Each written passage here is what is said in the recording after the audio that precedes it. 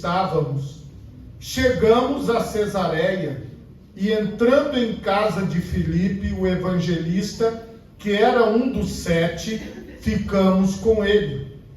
Tinha este 4 filhas donzelas que profetizavam.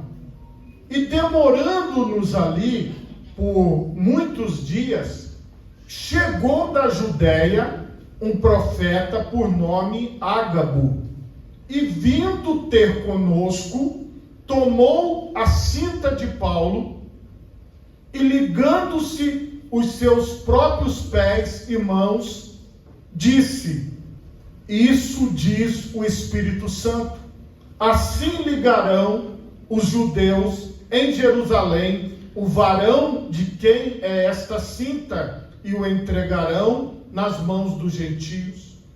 E ouvindo nós isto, rogamos-lhe, tanto nós como os que eram daquele lugar, que não subisse a Jerusalém. Mas Paulo respondeu: que fazeis vós chorando e magoando-me o coração? Porque eu estou pronto, não só a ser ligado, mas ainda a morrer em Jerusalém, pelo nome do Senhor Jesus.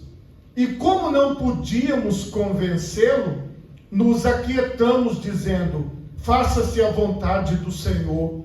Depois daqueles dias, havendo feito os nossos preparativos, subimos a Jerusalém. Amém? Por favor, levante a sua mão direita o mais alto que você puder. Feche os seus olhos e oremos a Deus. Pai Todo-Poderoso, neste momento, Senhor, eu quero te pedir revelação da Tua Palavra.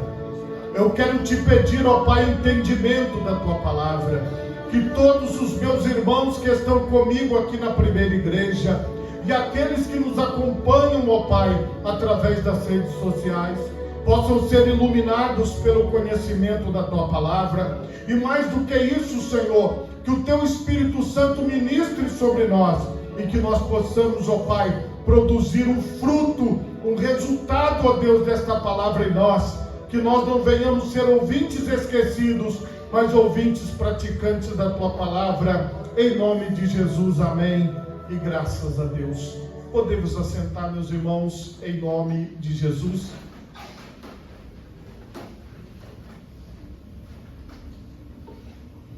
Meus irmãos, o tema da mensagem nesta noite é o chamado para a obra.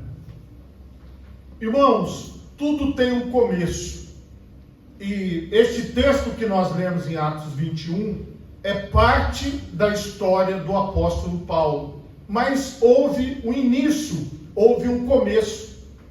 Quando eu estiver falando aqui do começo do apóstolo Paulo, pense no começo da sua jornada. Quando eu estiver falando do desenvolvimento da vida do apóstolo Paulo, pense no desenvolvimento da sua vida com Deus. Pense na sua vida na presença de Deus. Voltando aqui mesmo, em Atos dos Apóstolos, no capítulo 13, a partir do versículo 1, a palavra de Deus diz assim: na igreja que estava em Antioquia, havia alguns profetas e doutores, a saber, Barnabé e Simeão, chamado Níger, e Lúcio Cirineu, e Manaém, que fora criado com Herodes o tetrarca, e Saulo. E servindo eles ao Senhor, e jejuando, disse o Espírito Santo: apartai-me a Barnabé e a Saulo para a obra que os tenho chamado. Então, jejuando e orando, pondo sobre ele as mãos, os despediram. Veja que eles faziam parte de uma igreja como nós. Nós estamos aqui na capital Vitória, no estado do Espírito Santo, aqui no Brasil. E aqui neste lugar, o Espírito Santo de Deus trabalha nas nossas vidas. E neste lugar, onde esses homens serviam a Deus, o Espírito Santo ordenou que se separasse Paulo e Barnabé para a obra que o Senhor tinha na vida deles. Ou seja, o tempo deles ali estaria chegando ao fim e eles deveriam sair para a obra missionária. A obra missionária era levar a palavra de Deus por onde quer que eles passassem, plantando igrejas. Ali eles juntavam um povo, batizavam aquele povo nas águas e começava-se uma nova igreja.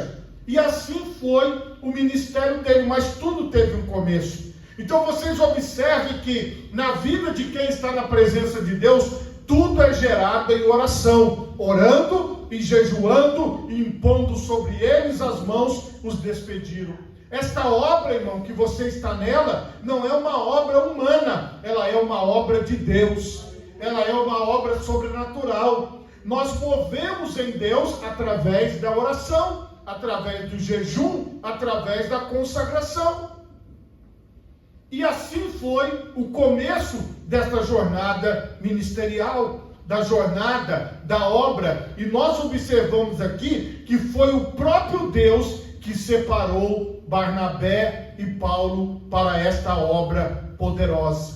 Mas vocês vão observar aqui que Paulo, ele também teve um início com Deus. E voltando para Atos 9, vejam o que o próprio Senhor revela dele, a partir do versículo 10.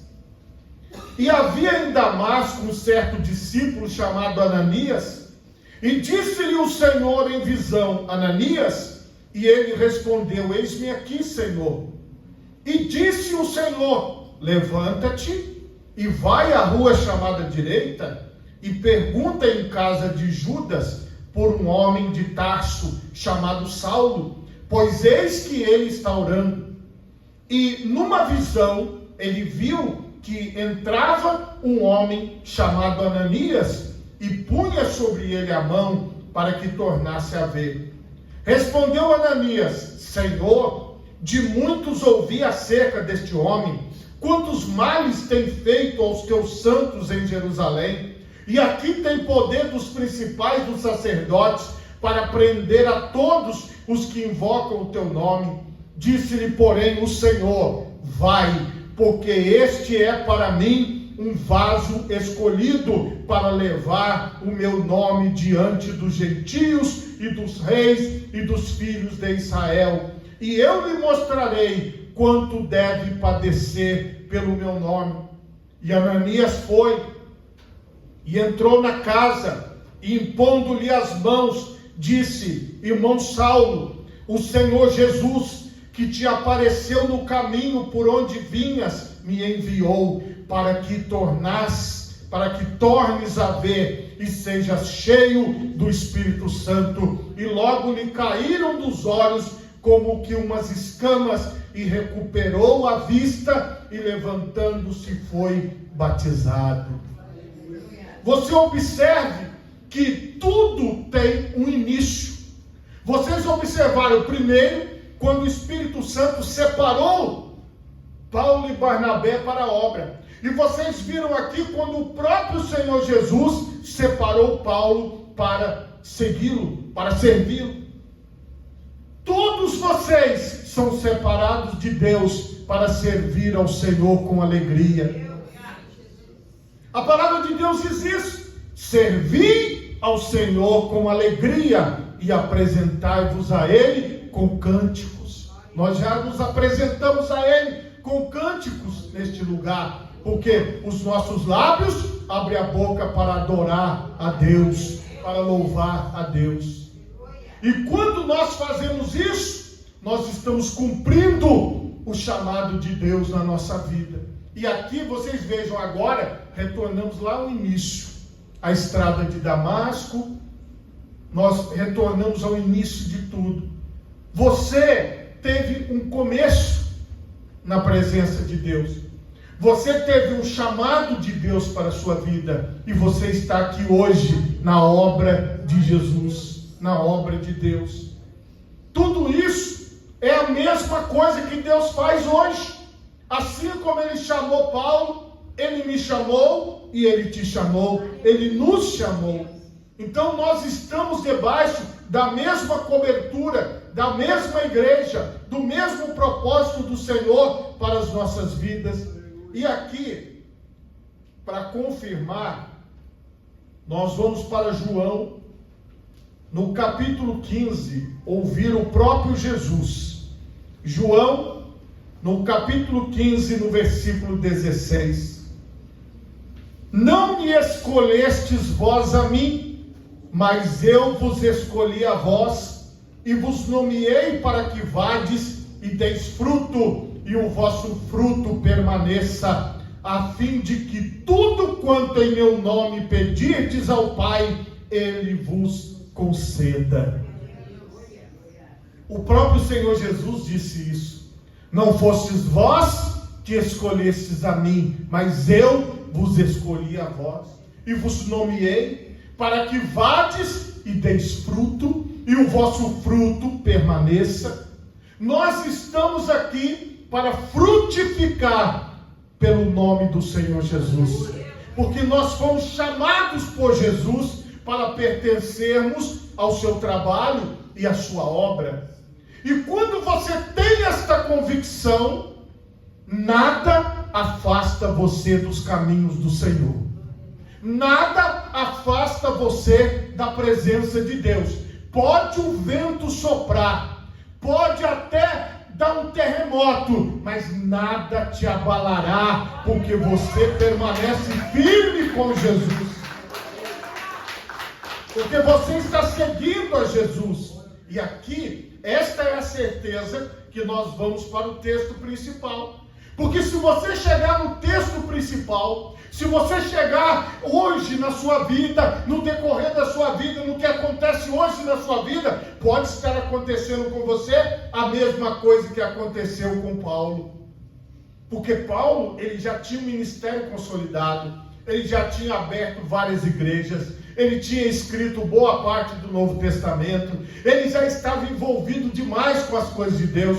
E vocês vejam que Lucas, que escreve aqui, segundo a maioria dos historiadores, o livro de Atos dos Apóstolos, ele ouviu essas narrativas também do Evangelho de Lucas, do próprio apóstolo Paulo. Ele ouvia dos demais apóstolos os relatos de como a obra de Deus começou. Então veja a importância que esse homem teve para o Evangelho, para o reino de Deus, para que a mensagem chegasse até nós. Mas você veja, mesmo ele sendo um apóstolo, mesmo ele estando ali no auge do seu ministério, ele também passou por algumas situações. E esta situação que ele passou, que nós lemos no texto principal, pode estar acontecendo com muitas pessoas nos dias de hoje. Você vê que aqui no nosso texto principal, o primeiro ponto está aqui no Atos 21, 8 em diante. Olha só, no dia seguinte, partiu dali Paulo, e nós que com ele estávamos, chegamos a Cesareia, e entrando em casa de Filipe, o evangelista, que era um dos 7, ficamos com ele. Tinha este 4 filhas donzelas que profetizavam. Então aqui é um relato normal. É como se você fosse fazer uma viagem e ficasse na casa de pessoas conhecidas. Aqui era todo mundo da igreja. Todo mundo era envolvido com as coisas da igreja. E eles que estavam em viagem rumo a Jerusalém, se hospedaram naquela casa, na cidade de Cesareia. Pronto. Era uma coisa comum. Casa de Filipe. Até aqui, todos nós podemos estar hospedados na casa de alguém, podemos fazer a visita na casa de alguém, podemos estar conversando com alguém. Isso é uma coisa absolutamente natural. Agora veja bem, aqui relata que tanto Filipe, que era da obra, quanto as suas filhas, que também profetizavam, que também eram da obra, que também faziam parte da obra de Deus, estava ali alguns dias eles juntos e estava tudo normal. Provavelmente eles fizeram orações, eles cantaram louvores, eles buscaram a presença de Deus. Estava uma convivência harmoniosa. Mas vejam o que aconteceu. A palavra de Deus vai nos dizer aqui, no versículo 10, o seguinte: e demorando-nos ali por muitos dias, chegou da Judéia um profeta por nome Ágabo. Então este homem não estava naquela convivência, mas como a casa de Filipe era uma casa que abrigava os missionários, abrigava os evangelistas, ele também chegou depois para passar alguns dias ali, talvez para viajar para outro lugar, ou para ficar ali um tempo. Até aqui, tudo normal. Só que veja bem, quando ele chega, olha o que o versículo 12 vai dizer. Na verdade, o versículo 11. E vindo ter conosco, tomou a cinta de Paulo. Então ele pegou o cinto de Paulo. E ligando-se os seus próprios pés e as mãos, disse: isto diz o Espírito Santo, assim ligarão os judeus em Jerusalém o varão de quem é esta cinta, e o entregarão nas mãos dos gentios. E você veja que ele fala claramente, isto diz o Espírito Santo. Então, quando ele chega, ele vê aquele cinto, ele pega o cinto e fala, olha só, e exemplifica para as pessoas, ele amarra os seus pés e as suas mãos, simbolizando o seguinte: o dono deste cinto, o Espírito Santo está revelando que ele será preso. Ele vai ser preso em Jerusalém. Agora veja bem, com esta revelação, porque muitas pessoas, preste atenção nisso, elas podem até ser usadas pelo Espírito Santo, ou por um espírito maligno, vai depender do discernimento de espírito, para te dizer algum tipo de palavra, para te dar algum tipo de direção.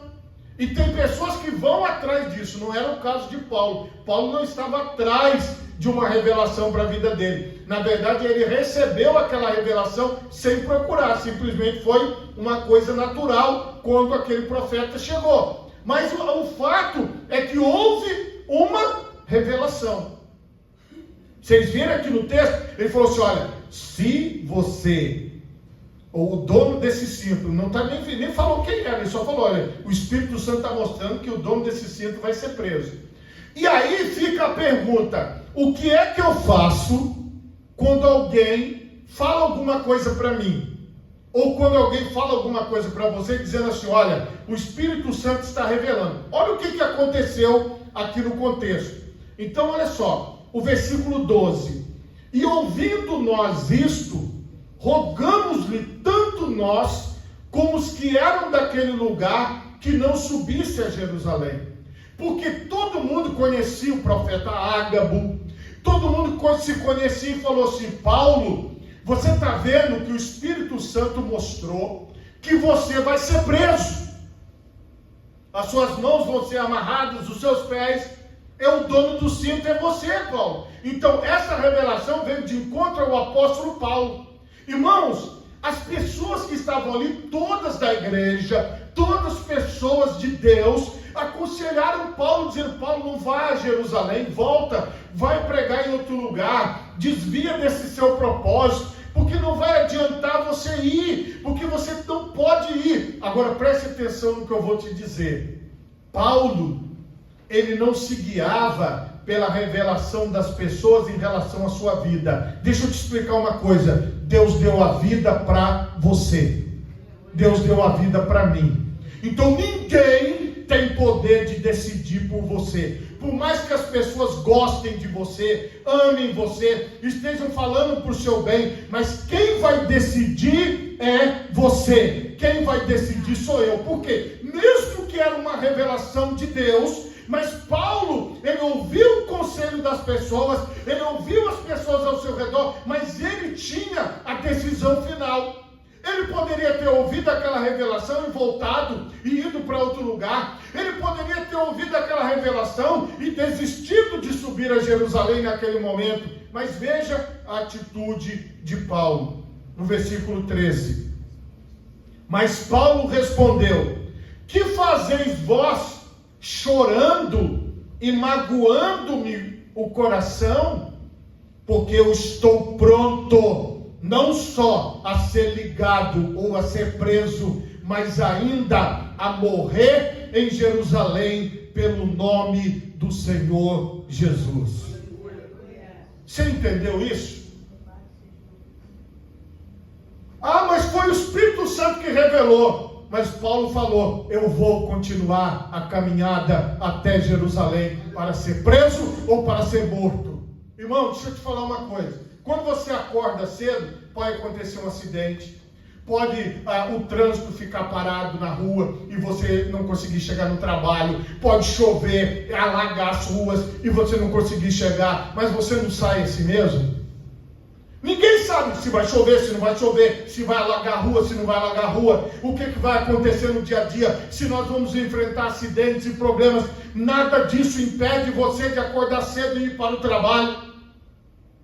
Nada impede você de viver a sua vida. Entenda uma coisa: o apóstolo Paulo, vocês ouviram na introdução que eu falei para vocês, ele foi chamado lá na estrada de Damasco, ele foi separado pela igreja para pregar, ele foi enviado debaixo de jejum e oração, e não foi aquela revelação, mesmo vinda do Espírito Santo, que o paralisou, que o desviou do seu caminho. Preste atenção, às vezes a revelação vem para provar se você tem fé ou não, às vezes a revelação vem para provar se você está firme no caminho ou não. Irmão, Paulo estava coberto por oração, por jejum. Ele disse: nada vai impedir a minha caminhada até Jerusalém, nada vai impedir um processo na minha vida, nem mesmo uma revelação.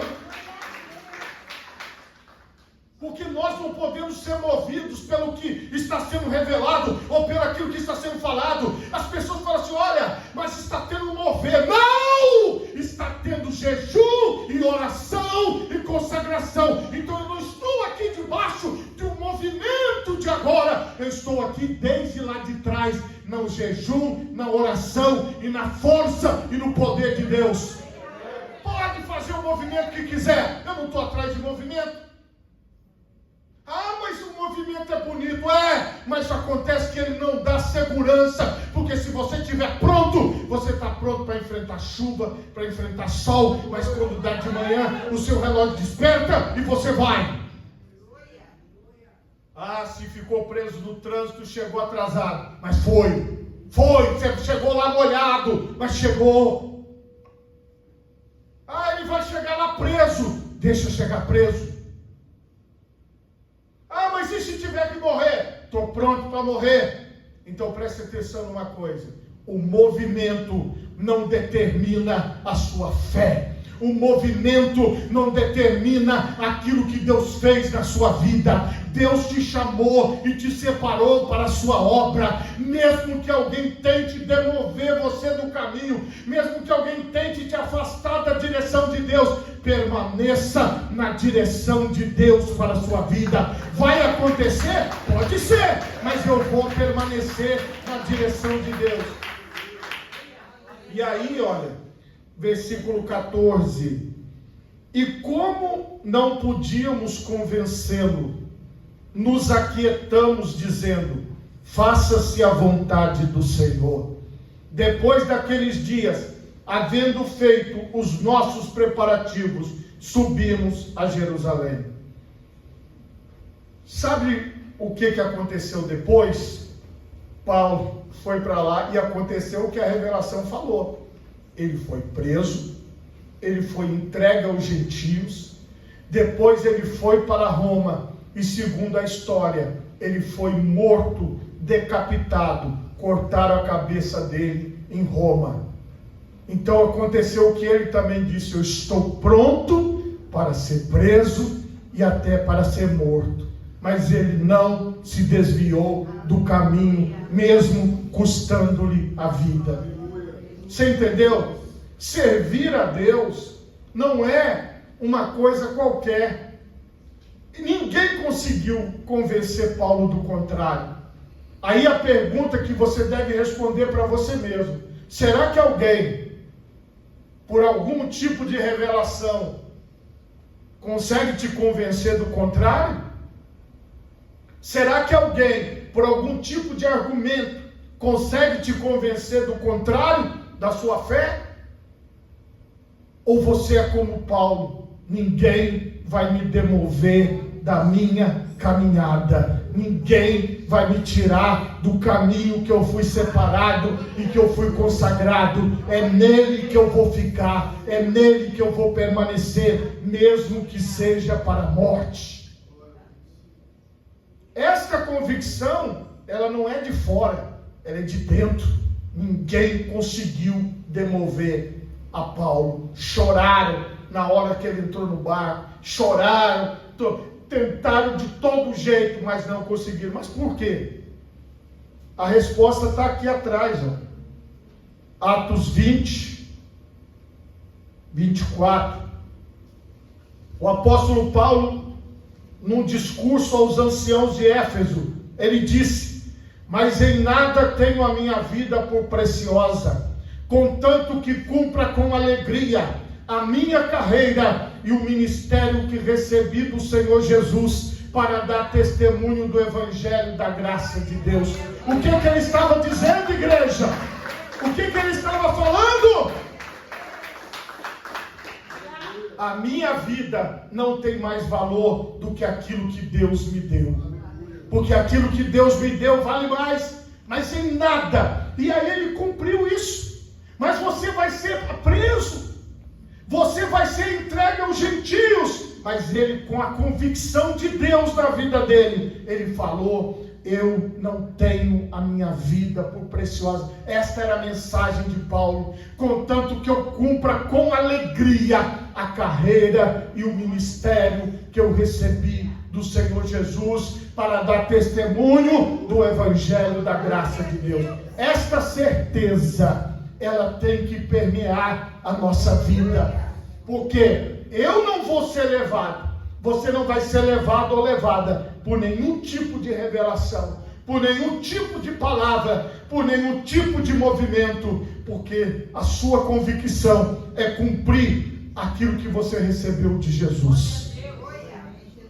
Porque você não recebeu do pastor, você não recebeu da igreja, você recebeu de Jesus. Foi Jesus que entregou esta missão nas tuas mãos, e é com esta força que você vai em frente. É com esta força que você levanta todo dia, faça chuva, faça sol, esteja frio ou esteja calor, você levanta todos os dias e você fala: eu vou para a minha missão, eu vou cumprir este ministério, esta carreira que Deus me deu. A carreira fala da salvação, e o ministério fala do serviço, do trabalho que você desenvolve para a glória de Deus. Então, se é para trabalhar, nós vamos trabalhar. Se é para estarmos firmes na presença de Deus, nós estaremos firmes na presença de Deus, porque é isso que acontece. Hoje, eu tomei conhecimento de uma notícia, que ela é verdadeira, que eu não sabia, mas existe. No país da Europa, Alemanha, quando você vai fazer a sua declaração, é perguntado se você pertence a alguma religião. Se você declarar que você é de alguma religião cristã, você vai pagar de imposto descontado na sua folha de pagamento entre 8% e 9% do salário. Então, em alguns lugares é 9%, em outros lugares é 8%. Veja a forma, e muitas pessoas, elas estão se declarando sem religião para não pagar o imposto.